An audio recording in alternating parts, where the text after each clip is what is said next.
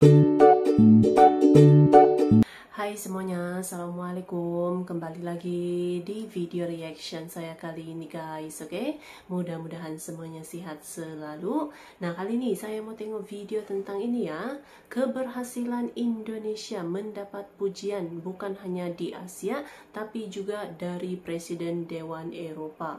Jadi banyak itu kan keberhasilan Indonesia dalam pelbagai event, dalam pelbagai bidang gitu ya, yang sampai membuka mata dunia gitu, oke? So, jangan lama-lama lagi, mari sama tengok video ini. Let's go.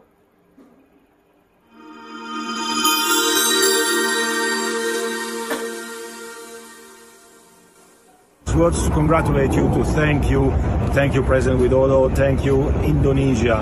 It is fantastic what you are doing. This National Training Center will have a huge impact on. Kelebihannya Indonesia di mata dunia kerap menuai pujian dan diapresiasi yang luar biasa. Mereka memuji bukan karena kepentingan sesuatu, melainkan ketulusan dari warga dunia.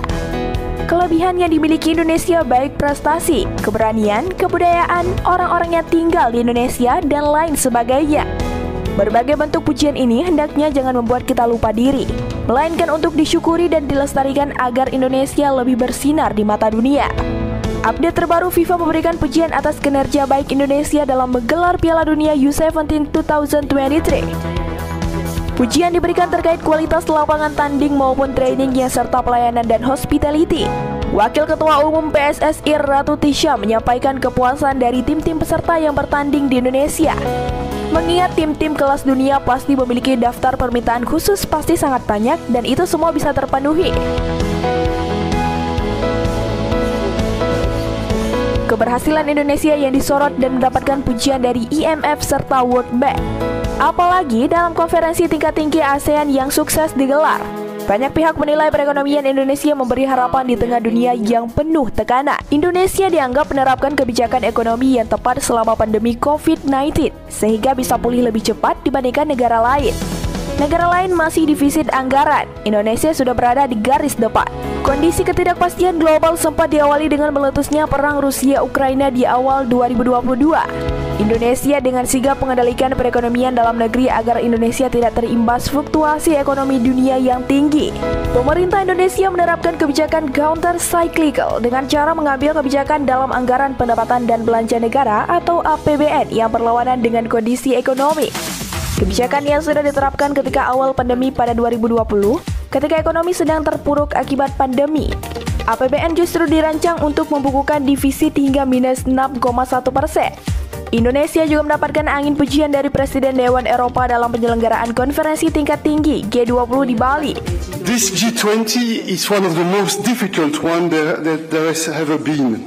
And I would like first to congratulate President Jokowi. Presiden Dewan Eropa Charles Michel memberikan pujian kepada Presiden Joko Widodo dalam menggelar KTT G20 di Bali di tengah situasi yang sangat sulit. Presidensi G20 baru-baru ini merupakan yang tersulit dari yang pernah ada. Presiden juga menyampaikan terkait dengan kehadiran dari para pemimpin dunia serta delegasi di KTT G20. Hal ini demi mempertahankan tatanan dunia multilateral untuk menghadapi dan menerjang segala tantangan presidensi Indonesia dalam G20. Situasi penyelenggaraan G20 di Bali dilaksanakan dalam situasi yang sangat berbeda karena ada berbagai macam krisis yang terjadi saat sekarang dan ini harus dihadapi oleh semua negara dunia serta ini tugas yang berat bagi Indonesia. Indonesia pantas dipuji atas upaya bantu atasi krisis Myanmar. Uni Eropa mengatakan Indonesia perlu dipuji atas upayanya yang membantu mengatasi krisis di Myanmar melalui pendekatan yang inklusif. Sebagai ketua ASEAN tahun ini, Indonesia telah memimpin upaya ASEAN mendorong dialog inklusif di antara semua pemangku kepentingan di Myanmar, sehingga diharapkan dapat mewujudkan perdamaian di negara itu.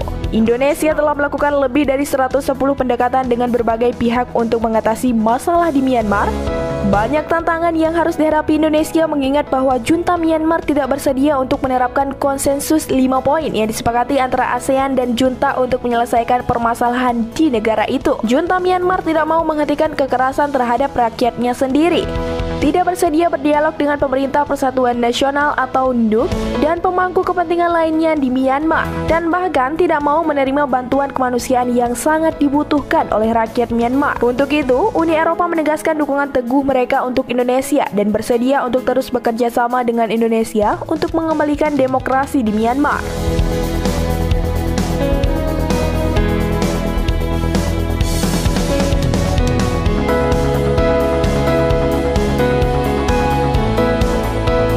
Marcelino Ferdinand dipuji jurnalis Eropa sebagai top talenta.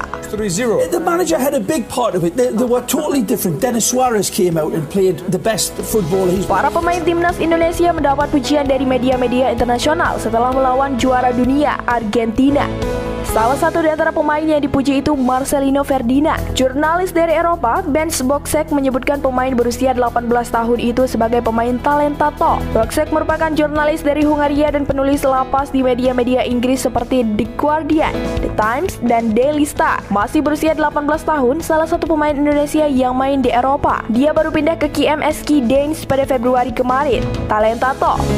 Benz Boksek terus memberikan statistik penampilan Marcelino Ferdinand. Marcelino catatkan 8 kali menang duel, 3 kali menangi tackle dari 3 kesempatan, 4 kali recoveries, dan jadi pemain paling sering dilanggar di lapangan.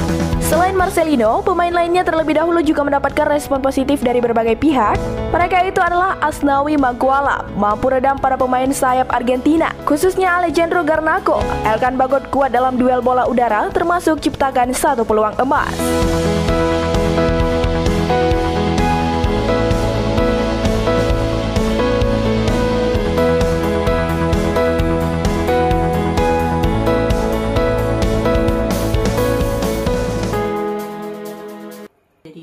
Prestasi-prestasi Indonesia gitu ya, sampai ke peringkat internasional, mendapatkan apresiasi, mendapatkan pujian gitu kan. Dengan keberhasilannya ini, bukan hanya dalam mengadakan event-event internasional, tapi juga dalam bidang-bidang yang lain gitu ya, sampai mendapatkan pujian daripada Presiden Dewan Eropa, IMF, Bank Dunia. Jadi keberhasilannya ini membuka mata dunia bahwa Indonesia memang sangat mampu gitu kan.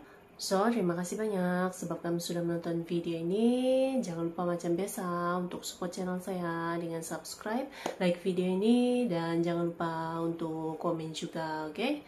Terima kasih banyak dan kita jumpa lagi di video seterusnya. Assalamualaikum.